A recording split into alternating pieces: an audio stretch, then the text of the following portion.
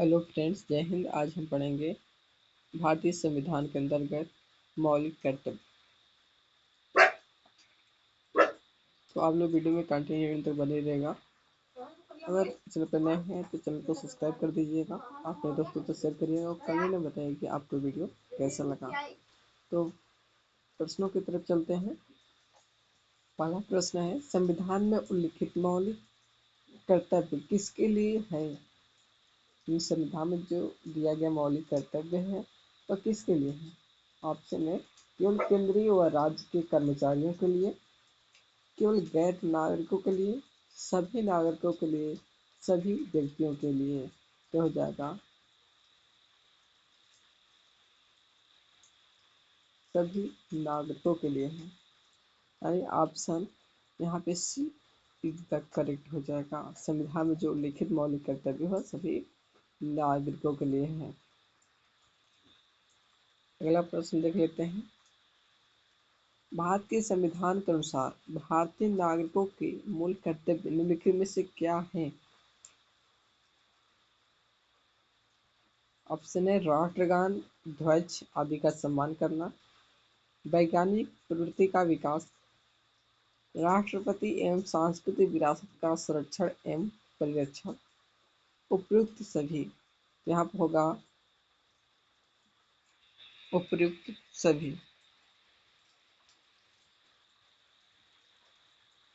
अगला प्रश्न है, 1976 में 42वें संशोधन द्वारा संविधान में नागरिकों के लिए कितने मौलिक कर्तव्य निश्चित किए गए थे?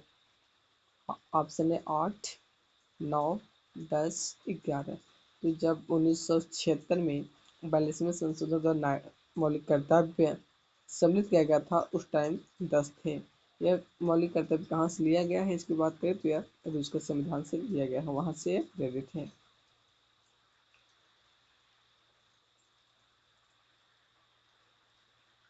अगला प्रश्न है, निम्नलिखित में से किस वर्ष संविधान में मूल कर्तव्यों को अंततः स्थापित किया गया? ऑप्शन है 1972, 1976, 1977, 1978 या 1976 के संविधान संशोधन द्वारा। जब 42वां संविधान संशोधन हुआ 1976 में तो उसी के तहत मूल कर्तव्य को भारतीय संविधान में एग्जिस्ट किया गया।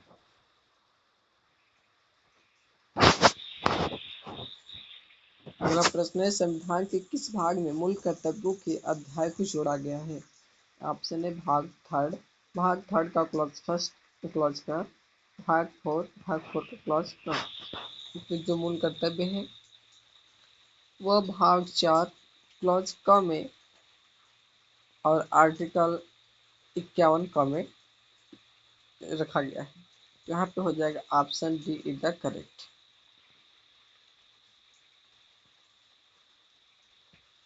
निम्नलिखित में से कौन सा एक मौलिक कर्तव्य नहीं है?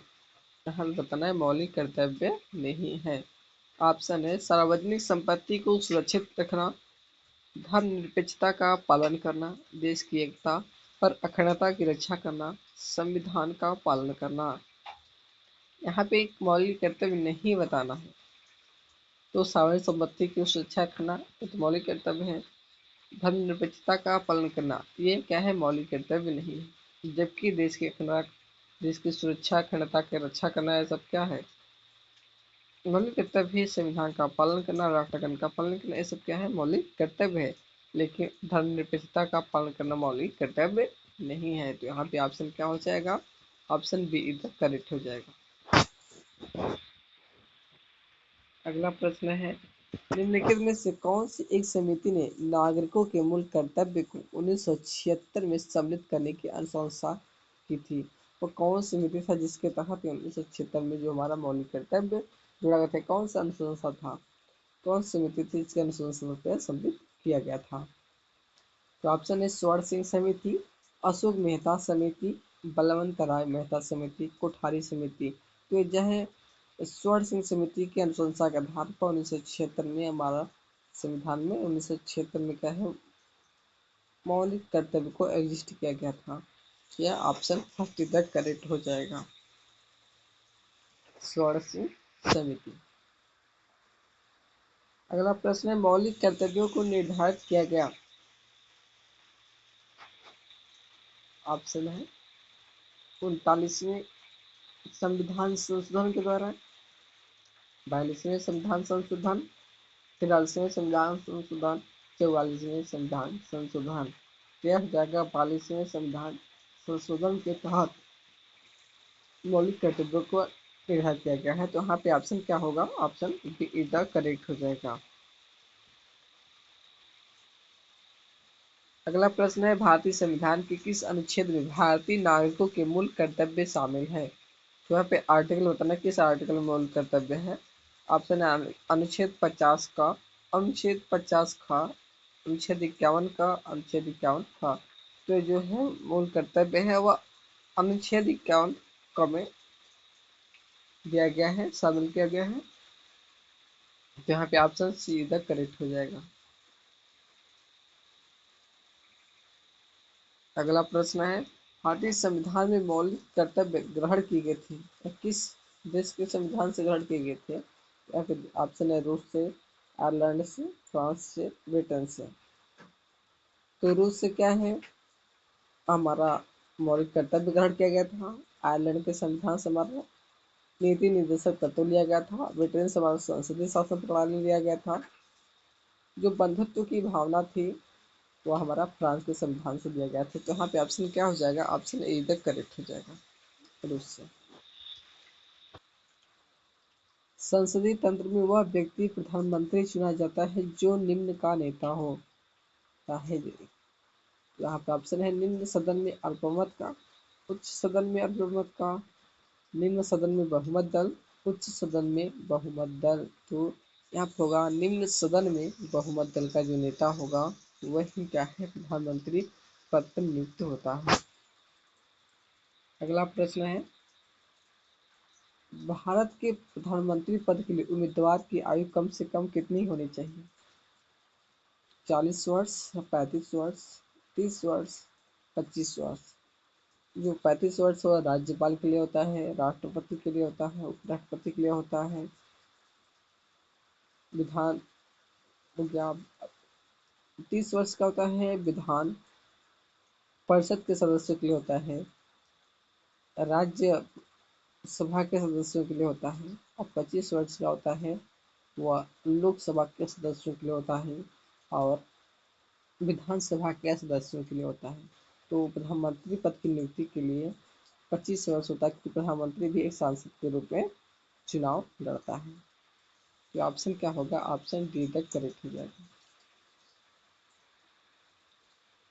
अगला प्रश्न है, प्रधानमंत्री कौन बनता है? ऑप्शन है लोकसभा में बहुमत दल का नेता, सर्वाधिक उम्र का सांसद, सर्वाधिक मत प्राप्त करने वाला सांसद, राष्ट्रपति जिसे बनाना उचित समझे। तो जो सर्वाधिक मत प्राप्त करेगा वो नहीं, जबकि लोकसभा बहुमत का जो नेता होगा वही प्रधानमंत्री पद के लिए बनेगा, बहुमत दल का जो नेता होगा लोकसभा में। अगला प्रश्न है, संसदीय शासन प्रणाली में वास्तविक कार्यपालिका शक्ति किसके पास निहित होती है? क्या हो जाएगा?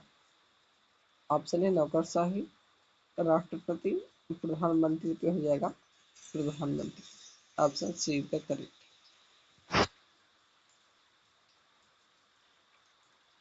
अगला प्रश्न है, भारतीय संविधान के अनुसार तथ्यात्मक संप्रभु निवास करते हैं जनता में, प्रधानमंत्री में, राष्ट्रपति में, संसद में। तथ्यात्मक संप्रभु की बात करें तो यह संसद में निवास करती है।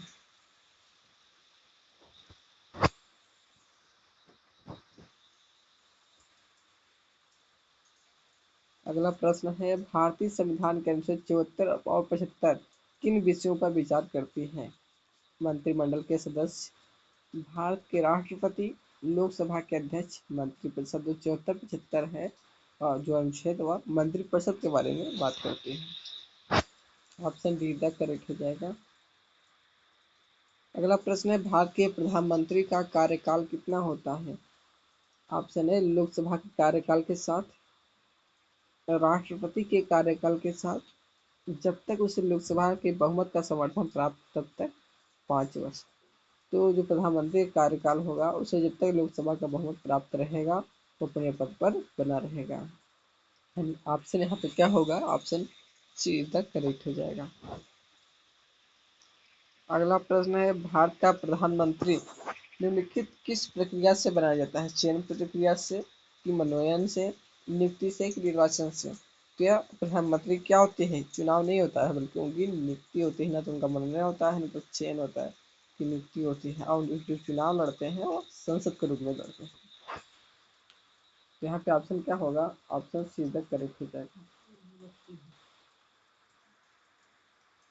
अगला प्रश्न है, प्रधानमंत्री का पद ग्रहण करने के समय निम्न में से कौन संसद के किसी भी सदन का सदस्य नहीं था? श्रीमती इंदिरा गांधी, बीपी नरसिम्हा राव, राजीव गांधी, वीर प्रताप सिंह यानी बीपी सिंह। यहाँ हो जाएगा बीपी नरसिम्हा राव किसी भी सदन के सदस्य नहीं थे।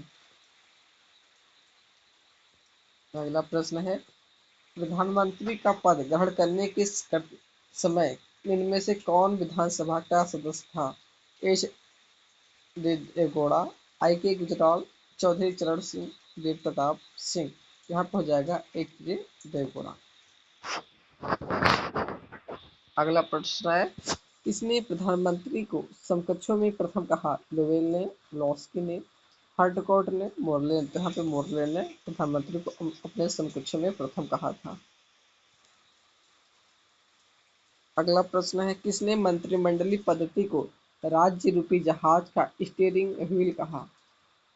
लोवेल ने, म्यूर ने, मैरियट ने, बैग हार्ट ने? तो हो जाएगा हमारा म्यूर ने। ऑप्शन बी तक करेक्ट हो जाएगा। अगला प्रश्न है, भारत का वह प्रधानमंत्री जिसने एक संसद की हैसियत से संसद के उन सभी संयुक्त अधिवेशनों में उपस्थिति दर्ज कराई जो स्वतंत्र भारत के इतिहास में अब तक संपन्न हुई? वीर प्रताप सिंह, चंद्रशेखर, अटल बिहारी वाजपेयी, इंदिरा गांधी? तो हो जाएगा अटल बिहारी वाजपेयी। ऑप्शन सी तक करेक्ट। स्वतंत्र भारत के प्रथम मंत्रिमंडल में केंद्रीय शिक्षा मंत्री कौन थे?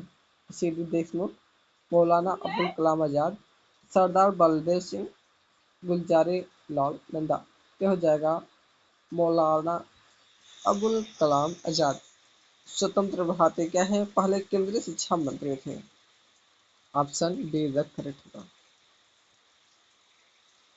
अगला प्रश्न है, संघीय मंत्रिपरिषद में सदस्यों की अधिकतम संख्या कितनी हो सकती है? राज्यसभा की कुल सदस्य संख्या का 15%, लोकसभा की कुल सदस्य संख्या का 15%, संसद के कुल सदस्य का 15%। कोई प्रतिबंध नहीं है, तो यह लोकसभा की कुल सदस्य संख्या का 15% होगी। संघीय मंत्रिपरिषद के सदस्यों की अधिकतम संख्या। यहाँ पे ऑप्शन बी क्या होगा? करेक्ट हो जाएगा। अगला प्रश्न है, निम्नलिखित में से कौन सा एक प्रस्ताव भारत में मंत्रिपरिषद रख सकती है? विश्वास प्रस्ताव, स्थगन प्रस्ताव, भर्त्सना प्रस्ताव, अविश्वास प्रस्ताव? यहाँ पर होगा विश्वास प्रस्ताव क्या है? मंत्रिपरिषद भी रख सकती है। ऑप्शन ए तक करेक्ट हो जाएगा। अगला प्रश्न है, कोई व्यक्ति संसद के किसी भी सदन का सदस्य हुए बिना केंद्र में कितनी अवधि तक मंत्री रह सकता है? तो यहाँ पे ऑप्शन बताना है कितने दिन तक वह मंत्री रह सकता है अगर सदन का सदस्य नहीं है तो। यहाँ पे ऑप्शन है 3 महीने, 6 मंथ, 1 वर्ष, जब तक प्रधानमंत्री चाहे। तो वह 6 मंथ्स क्राइटेरिया है। 6 मंथ्स के अंदर अगर किसी सदन का सदस्य नहीं हो पाता है तो उसे अपने पद से हटना पड़ेगा। तो यहाँ पे ऑप्शन बी तक करेक्ट हो जाएगा। भारत के केंद्रीय मंत्रिपरिषद की बैठक की अध्यक्षता करते हैं मंत्रिपरिषद के सदस्य बारी बारी से। प्रधानमंत्री, उपराष्ट्रपति, राष्ट्रपति। तो केंद्रीय मंत्रिपरिषद की बैठक की अध्यक्षता की बात करते हैं प्रधानमंत्री करते हैं। ऑप्शन बी तक करेक्ट हो जाएगा। अभी तक पद पर रहते हुए कितने प्रधानमंत्रियों की मृत्यु हो चुकी है? ऑप्शन है 2, 3, 4, 5। तो यहाँ पे 3 लोगों की मृत्यु हो चुकी है जो कि अपने पद पर एग्जिस्ट तब। यहाँ पे ऑप्शन बी तक करेक्ट हो जाएगा। अगला प्रश्न है, संघीय मंत्रिपरिषद से पदत्याग करने वाला पहला गृह मंत्री कौन था? श्यामा प्रसाद मुखर्जी, गोपाला स्वामी अयंगर, आचार्य जेपी कृपलानी, सरदार वल्लभ भाई पटेल? तो यहाँ पे ऑप्शन हो जाएगा हमारा डी द करेक्ट हो जाएगा। तो मिस्टेक है, यहाँ पे श्यामा प्रसाद मुखर्जी हैं। श्यामा प्रसाद मुखर्जी थे जो संघीय मंत्रिपरिषद से त्याग करने वाले पहला गृह मंत्री थे।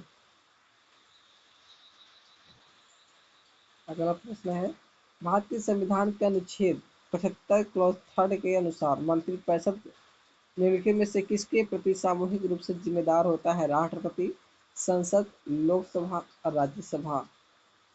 तो मंत्रिपरिषद लोकसभा के प्रति उत्तरदायी होता है, तो ऑप्शन यहाँ सी हो जाए। अगला प्रश्न है, संघीय मंत्रिपरिषद अपने आचरण के लिए किसके प्रति उत्तरदायी होता है? संघीय मंत्रिपरिषद क्या लोकसभा के प्रति उत्तरदायी होगा? ऑप्शन बी द करेक्ट हो जाएगा। अगला प्रश्न है, स्वतंत्र भारत के प्रथम गृह मंत्री कौन थे? स्वतंत्र भारत के प्रथम गृह मंत्री सरदार वल्लभ भाई पटेल, श्री राजा गोपालचारी, जगजीवन राम, गुलजारीलाल या सरदार वल्लभ भाई पटेल थे। उनको गृह विभाग दिया गया था। अगला प्रश्न है, मंत्रिपरिषद व्यक्तिगत रूप से उत्तरदायी होता है? संसद के प्रति, लोकसभा अध्यक्ष के प्रति, प्रधानमंत्री के प्रति, राष्ट्रपति के प्रति। यह मंत्रिपरिषद व्यक्तिगत रूप से बात करें तो यह प्रधानमंत्री के प्रति उत्तरदायी होगा।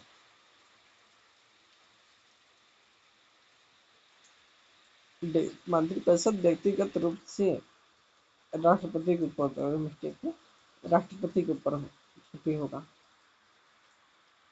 अगला प्रश्न है, वह हम प्रधानमंत्री जी कौन थे जिन्होंने संसद सत्र में उपस्थित हुए बिना ही त्याग पर दे दिया था? लाल बहादुर शास्त्री, चौधरी चरण सिंह, श्रीमती इंदिरा गांधी, मोरारजी देसाई। तो यहाँ पर हो जाएगा चौधरी चरण सिंह।